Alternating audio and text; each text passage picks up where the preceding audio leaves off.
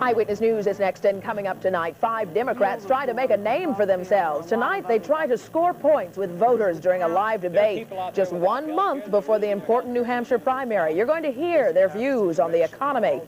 Also, the recent bias attacks that have plagued New York City bring out residents who want to put a stop to crimes of hate. Also coming up just ahead, why some New Yorkers are bearing tonight's bitter cold to gather in front of City Hall. It's all to prove a point. And what's everyone looking at? It's a painting of President George Bush that is rubbing some people the wrong way. Really. Those stories, and we'll find out if the morning rush hour is going to be messed up by snow. That's right. It's all next on Eyewitness News. This is Channel 7 Eyewitness News with Jay Scott and Rolanda Watts. Mark Stevens with sports. Bill Evans with the exclusive AccuWeather forecast and the Eyewitness News team. Now, Eyewitness News.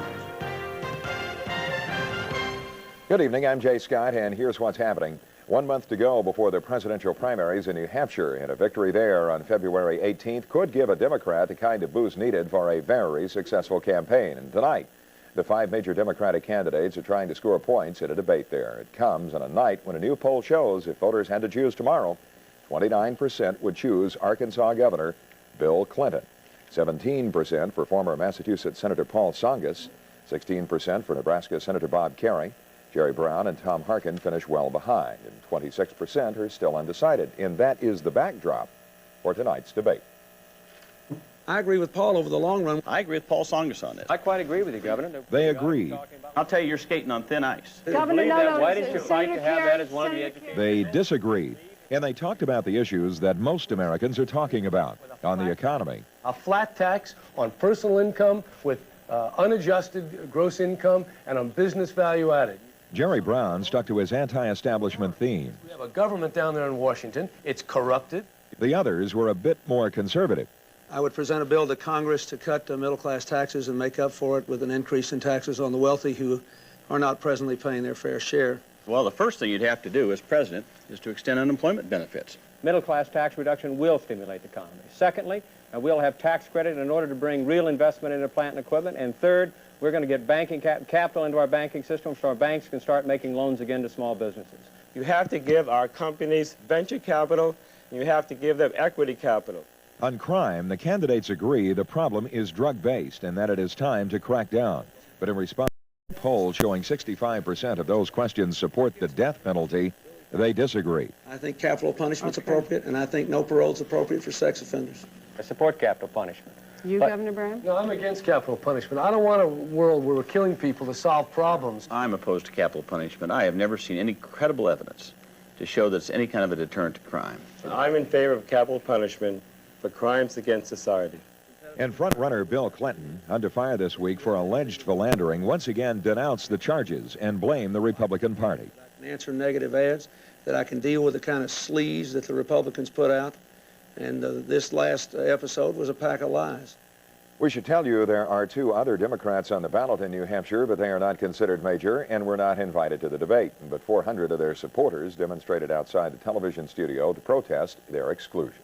The man who championed the protest and the fight for civil rights, Dr. Martin Luther King Jr., is going to be officially remembered tomorrow. The national holiday commemorating the 63rd anniversary of King's birthday caps off a weekend of observances. Peace and harmony are part of King's legacy, and the holiday takes on added significance as several communities right here in New York City deal with a wave of hate crimes. Those acts of hate prompted Mayor Dinkins to plead for harmony at the Cathedral of St. John the Divine today. The mayor was one of many city and religious leaders calling for an end to all of the hatred we've been seeing. Neighborhood residents are also banding together, hoping to keep their communities from being ripped apart. Carlos Ronda has that story. United we stand, divided we fall. On a cold Sunday afternoon, about 50 parents and kids gathered at the intersection of Pelham Parkway and White Plains Road in the Bronx to protest racial bias. This is where a 12-year-old boy was attacked and painted white. His mother sent a message to all parents. Take a hold of your kids. Don't let the streets take a hold of your kids. You take a hold of your kids. The streets will swallow them up. There have been 19 bias incidents this month. The first on January 7th. A brother and sister were painted with white sneaker polish. Recently at a Brooklyn bus stop, a 15-year-old girl was abducted and raped Her attackers told her they picked her because she was white. Church leaders throughout the city have condemned these acts. At St. Patrick's Cathedral, John Cardinal O'Connor said parents must teach the right values to their children. It's a fraction of the violence that goes on every single day because we refuse to teach. We absolutely refuse to teach any moral and spiritual and religious values. Brooklyn Congressman Charles Schumer is proposing tougher prison terms for hate crimes. And if we can, with this measure, send a message throughout America that bias is bad, bias is wrong, and you're going to pay for bias if you do anything that is a crime of hate, then maybe we can help reverse that. Representative Schumer's proposal, if it becomes law, would apply to federal offenses. He says this isn't just a New York problem, it's a national problem, and the federal government should take the lead in solving it.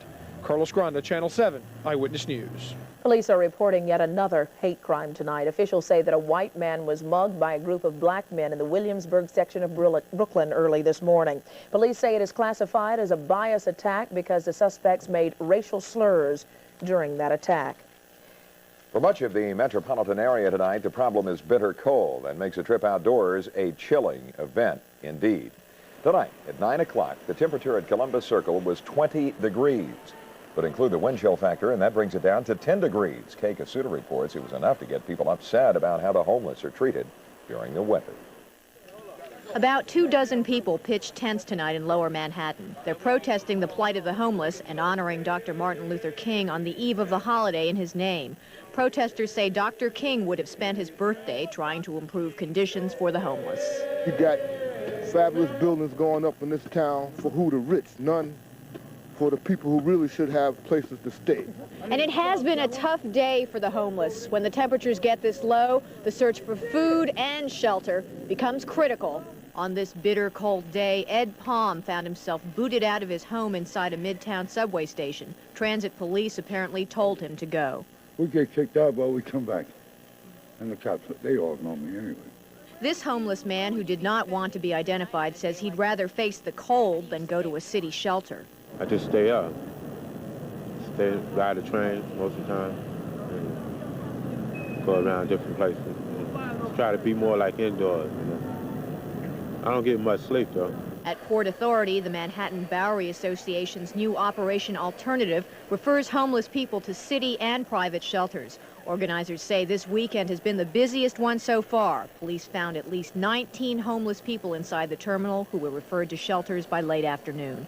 In Manhattan, Kay Kasuda, Channel 7, Eyewitness News. And later on, meteorologist Bill Evans will let us know exactly how cold it's going to get overnight, and he will also tell us if we should be on the lookout for snow in the morning. But first, an update on the transvestite killer who was the subject of a huge manhunt in Rockland County. And then we've got some rather gruesome new details, if you can believe there's more, about Jeffrey Dahmer, that killer who horrified the nation. We're going to tell you what he did to some of his victims. It may shock you. And violence in the former Soviet Republic of Georgia. We will tell you why bullets are flying there. Plus, what's the naked truth about this painting of President George Bush? It's raising eyebrows. Next. The man who's escaped from prison sparked one massive manhunt and is finally behind bars tonight. Frank Vanderveer was arrested in the parking lot of a Paramus shopping mall just last night. The convicted murderer and known transvestite is being held in the Union County Jail, that until he is returned to Connecticut. He escaped from a prison in Summers on New Year's Eve and was the target of a dragnet in Rockland County. Some grim details are emerging tonight about crimes that shocked Milwaukee and shocked the rest of the nation as well.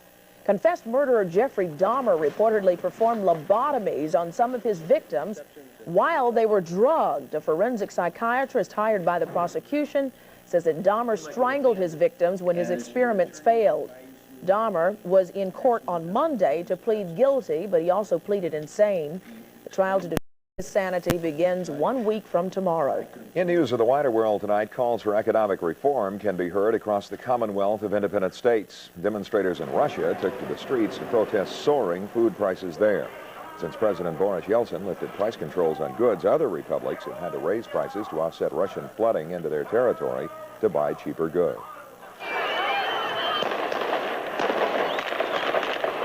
The new ruling military council in the former Soviet Republic of Georgia fired shots into the air trying to break up protests in Tbilisi. 3,000 people gathered there demanding the return of the ousted president. The military council took control of the country after the president fled, but demonstrators forced them to retreat.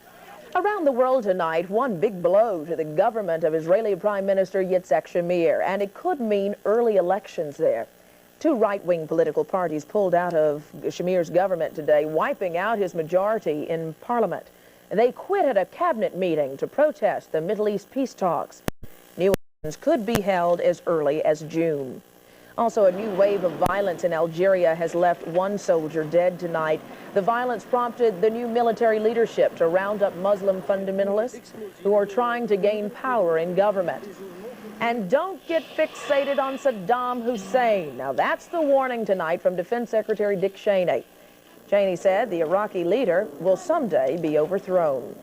And the naked truth is out about the man who defeated Saddam Hussein, and a lot of people are very, very unhappy. A painting depicting a nude President Bush is on display at a Maryland art gallery. It also shows Dolly Parton, Senator Jesse Helms, Saddam Hussein, and Norman Schwarzkopf in creative states of undress and undress. Dress and undress. The artist who created the work says he was trying to get everyone's attention. Yes, he succeeded, but 5 state lawmakers who had been trying to get the gallery a federal grant have now withdrawn their support. You make the call. Well, we'll see what it does for their popularity. Exactly. Let's turn to sports when we come back. Anything. The Bulls and the Pistons do battle in Motown. And one of tennis unseated is firmly planted in the quarterfinals in the Australian Open. John McEnroe and his story coming up next. And then just a bit later on, Bugsy wins big at the Golden Globe Awards. A rundown of the winners just a little bit later. Well, he had to go down under to get on top, but he's way ahead. Here's Mark Stevens with all the sports. Sure has so far, Jay. Johnny Mack certainly had a good day down under, a winner of 7 major championships, but never an Australian Open. And now John McEnroe is a quarterfinalist there after playing nearly 5 hours to get past 13th seed Emilio Sanchez. 120 degrees courtside, didn't